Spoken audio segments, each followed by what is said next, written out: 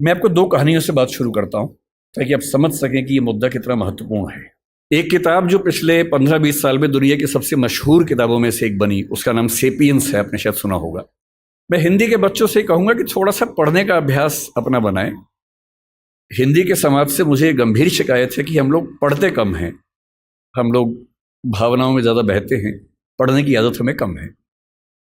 और आज के ज़माने में जब दुनिया की हर अच्छी किताब हिंदी में भी उपलब्ध है तो हिंदी में ही पढ़िए, लेकिन कम से कम पढ़िए, क्योंकि पढ़ने से अच्छा कुछ नहीं है। एक किताब पढ़ने का मतलब किसी एक व्यक्ति के जीवन के 40-50 साल के निष्कर्षों को 3 दिन में समझ लेना, और आप 50 साल मैच्योर हो जाते हैं 3 दिन में केवल एक अच्छी किताब पढ़ लेने से। बहरहाल, सेपियंस किताब मानव जाति का इतिहास है। ये भारत का इतिहास, आधुनिक इतिहास, प्राचीन इतिहास नहीं है, मानव जाति का इतिहास है। माना जाता है कि 1400 करोड़ साल पहले बिग बैंग हुआ, जहां ये पृथ्वी पहली बार बनने की प्रक्रिया शुरू हुई। 450 करोड़ साल पहले पहली बार जीवन अस्तित्व में आया, अमीबा आया। उसके बाद लंबे समय तक खूब घटनाक्रम होते गए। हम कहीं नहीं थे उस समय। 3 लाख साल के आसपास पीछे जाएं तो एक परिवार पैदा हुआ जिसको होमो कहते हैं। होमो का मतलब हमारा परिवार। उस होमो परिवार में एक हम हैं, होमो सेपियंस, क्योंकि हम होमो परिवार में सेपियंस नाम की शाखा हैं। उस परिवार में और भी शाखाएं थी। निएंडरथल एक बहुत प्रसिद्ध, आपने नाम सुना होगा। ऑस्ट्रेलोपिथेकस का नाम सुना होगा। होमो इरेक्टस का नाम सुना होगा। ये सारे के सारे वो जीव थे जो होमो सेपियंस के आमने सामने जिंदा थे और संघर्ष में थे। चुनौती ये थी कि अंत में इनमें से कौन जीतेगा। ये व्यावहारिक तौर पर संभव नहीं था कि ये सारे साथ साथ चल सके। ये बात सुनने में अच्छी लगती है कि सब साथ साथ चले, पर इवोल्यूशन की हिस्ट्री में बहुत व्यावहारिक नहीं होता है।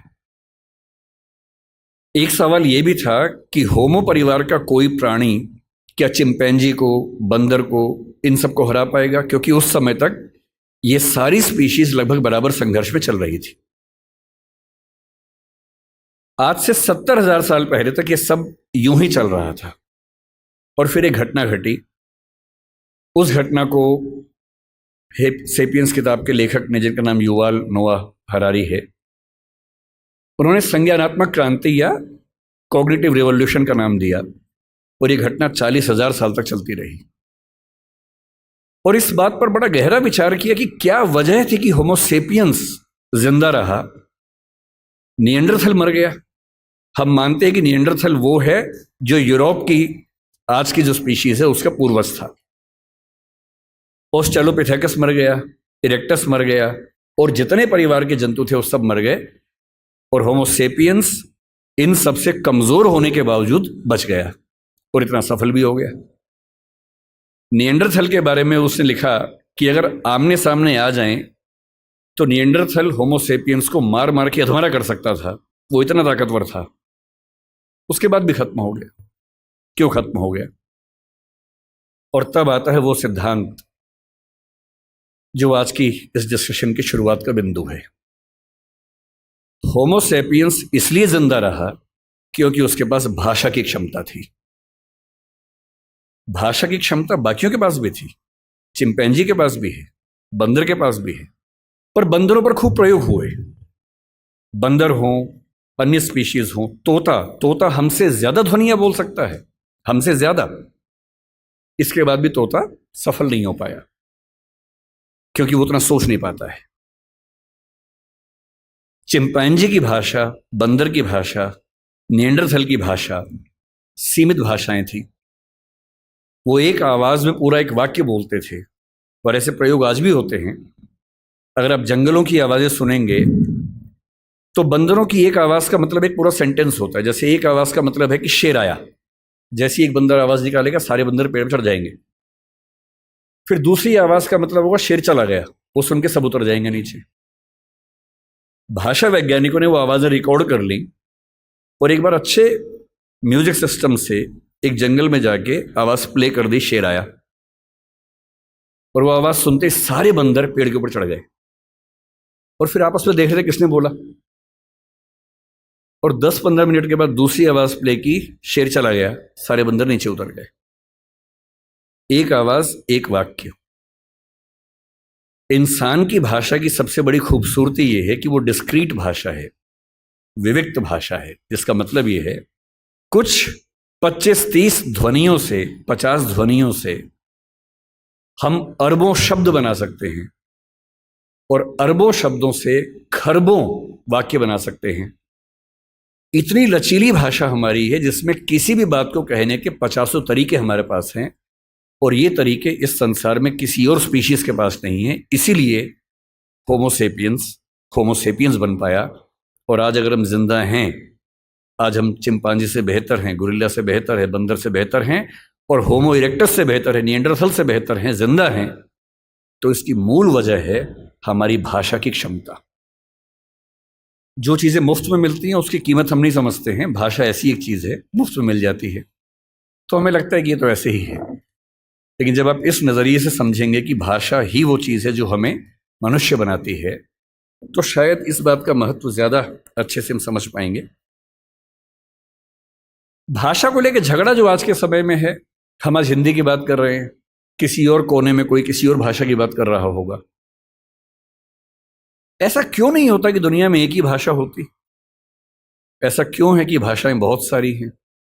ना बहुत सारी भाषाएं होती ना झगड़े होते, सब एक ही भाषा बोल रहे होते।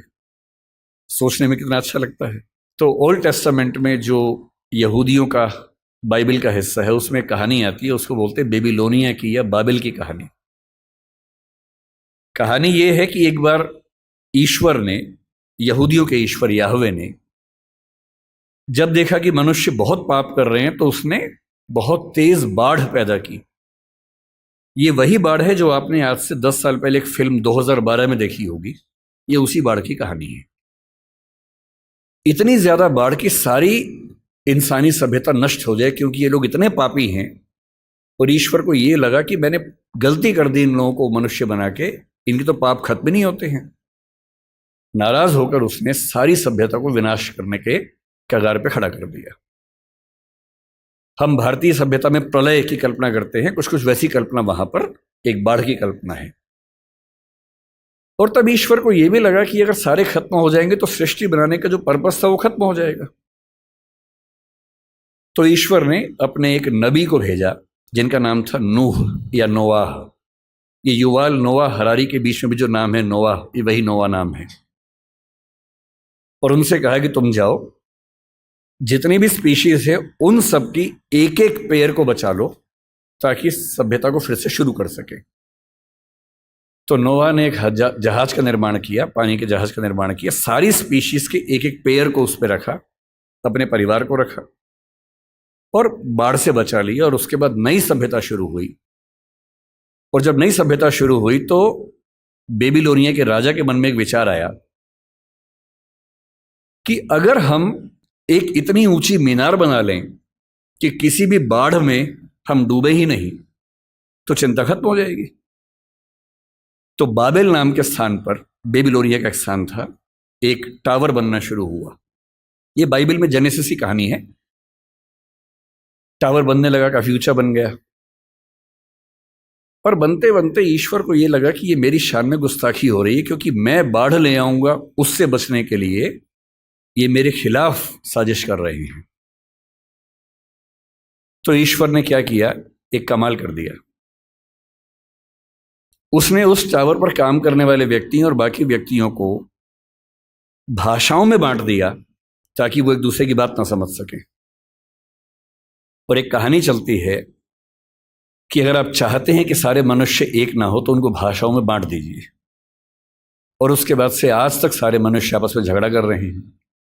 यह कहानी ऐतिहासिक रूप से कितनी सही है मुझे नहीं पता, मिथक है, धर्म की बात है, पर ऐसी कहानियां किसी कंसेप्ट को समझने के लिए बहुत काम की कहानियां होती हैं। और जब मैं भाषा के प्रश्न को देखता हूं तो मैं दो नजरियों से देखना पसंद करता हूं।